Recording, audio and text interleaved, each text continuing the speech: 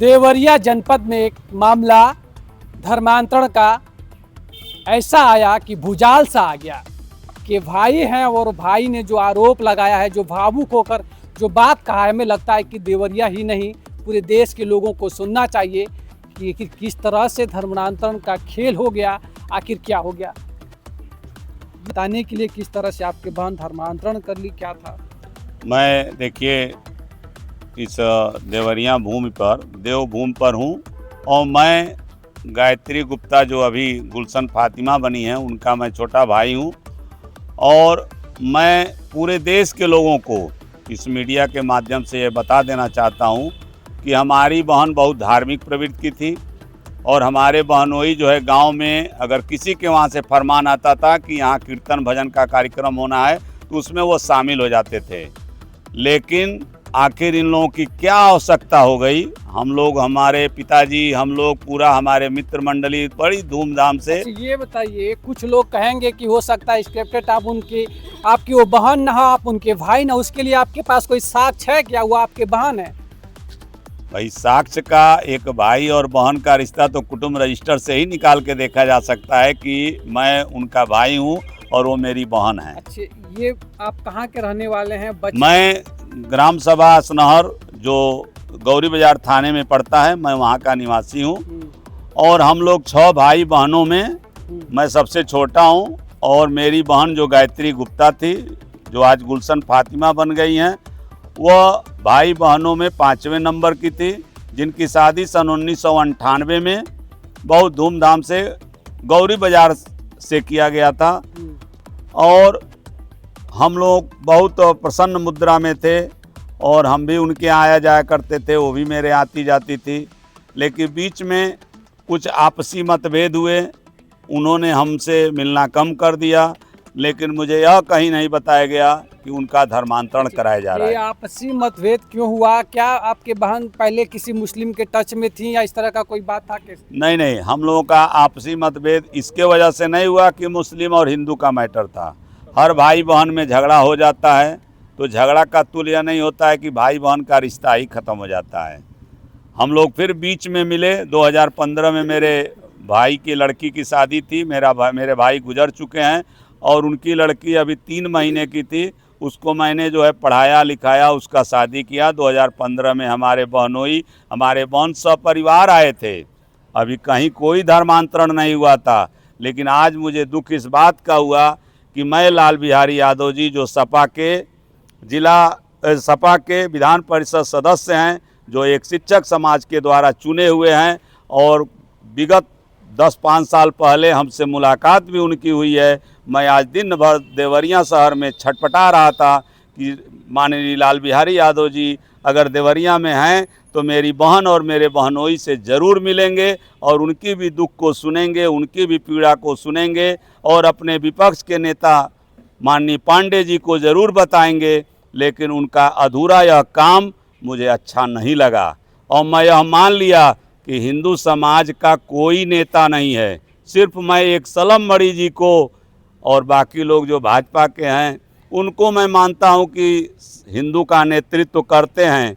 लेकिन एक भाई की बहन हिंदू से मुस्लिम बन जाती है, एक सलम मणि के अलावा कोई नहीं जो है मदद करने के लिए तैयार हुआ है। मैं देख भी रहा हूं कि आप काफ़ी भावुक हैं क्योंकि आपकी जो बहन थी वो अब मुस्लिम बन गई है। लेकिन क्या लगता है कि वो फिर से अगर वापसी करती हैं, हिंदू बन जाती हैं, तो आप लोग उन्हें स्वीकार करेंगे? एकदम स्वीकार करेंगे। मैं छौगावा से बिलोंग करता हूं, जहां केवल क्षत्रिय समाज के लोग रहते हैं और मेरे सारे क्षत्रिय समाज के लोग हमको जो है कह रहे हैं कि भाई मैं तुम्हारे साथ खड़ा हूं और हम लोग ज़रूरत पड़ेगा तो माननीय योगी आदित्यनाथ जी के पास पहुंचेंगे। हम लोग ज़रूरत पड़ेगा तो माननीय योगी आदित्यनाथ जी को अपने यहाँ छौगावा में बुलाएंगे।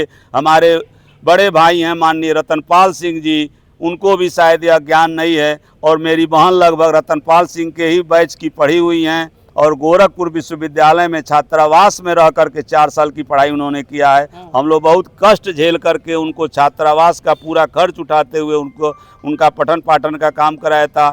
मेरे 2 बड़े भाई जो हमारी बहन से भी बड़े थे, एक आईएएस की तैयारी करते थे। मेरे छौगांव में कोई भी आकर के पूछ लेगा कि वो आईएएस की परीक्षा बीट कर रहे थे। लेकिन दुर्भाग्यपूर्ण हम लोग का रहा कि वो दोनों भाई मेरे गुजर गए। आज मैं अकेला बचा हूँ और एक मेरे और बड़े भाई हैं जो थोड़ा सा मंद बुद्धि हैं, इसी का लोगों ने दुरुपयोग किया और मेरी बहन को जो इतनी पढ़ी लिखी थी और इतनी धार्मिक प्रवृत्ति की थी उसका धर्मांतरण करा लिया। और मैं सपा के लोगों से मांग करूंगा, क्योंकि मैं भाजपा के लोगों से मांग इसलिए नहीं करूंगा कि अभी पूरा विश्व, पूरा भारत यह कहेगा कि भाजपा हिंदू की पार्टी है, जबकि मैं पूरे भारत के लोगों से, हर कौम के लोगों से यह पूछना चाहता हूं कि क्या मोदी जी ने आवास वितरित किया तो हिंदू मुस्लिम देख के वितरित किया? क्या एक हिंदू को ही बस फर्ज बनता है कि हिंदू की ही लड़की मुस्लिम बनेगी?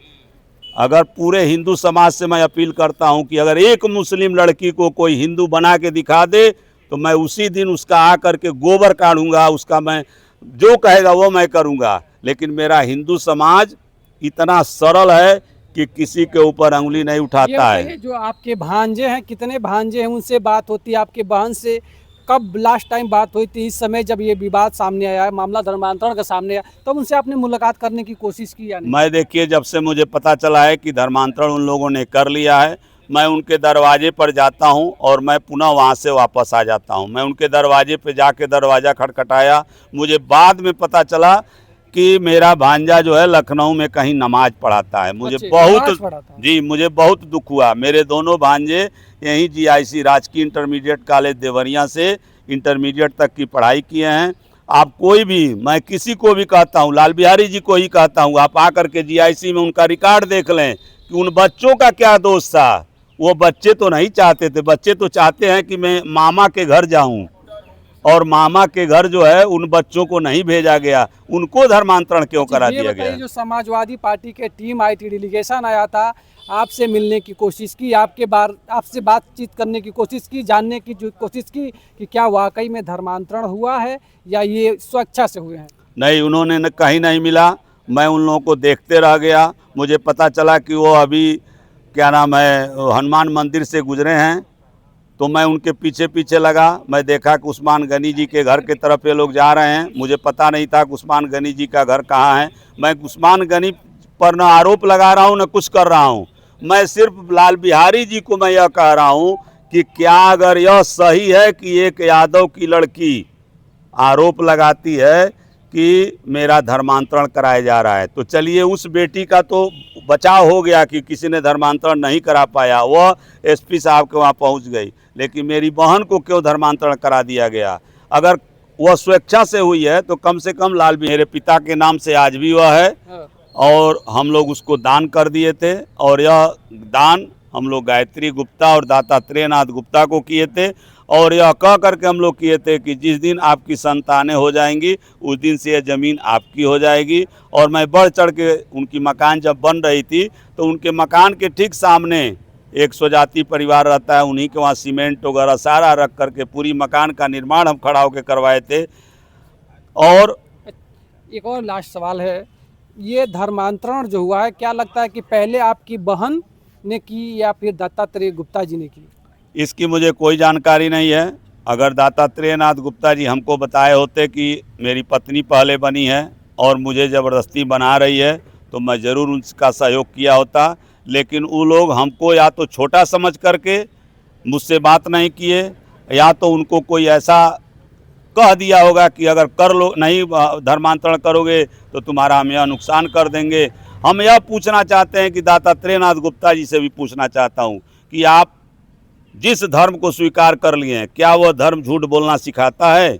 क्या आप बता सकते हैं कि पटना में आप धर्मांतरण कराए थे? आप धर्मांतरण अभी आप जब मध्य प्रदेश में रहते थे तो वह साल लगभग 2015 तक का था। आप महाराजगंज में रहे हैं, महाराजगंज के लोगों को मैं इकट्ठा कर दूंगा कि आप बताइए कि ये दत्तात्रेय नाथ गुप्ता यही हैं कि ये अब्दुल रहमान हैं। ठीक है, ठीक है।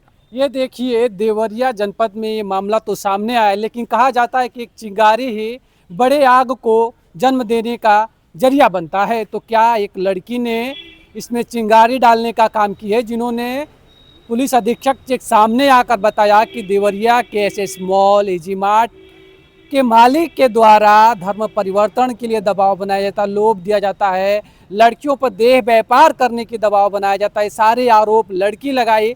उसके बाद देवरिया पुलिस ने कार्रवाई करते हुए एसएस मॉल के मालिक, उनके साला और उनके भाई को सलाखों के पीछे पहुंचा चुकी है। हालांकि पुलिस अभी इस मामले में तलाश कर रही है कि इस मामले का सिंडिकेट, इस मामले का तार कहां तक जुड़ा हुआ है। तमाम सवाल हैं जिसका जवाब अब आप दीजिएगा। लेते हैं विदा।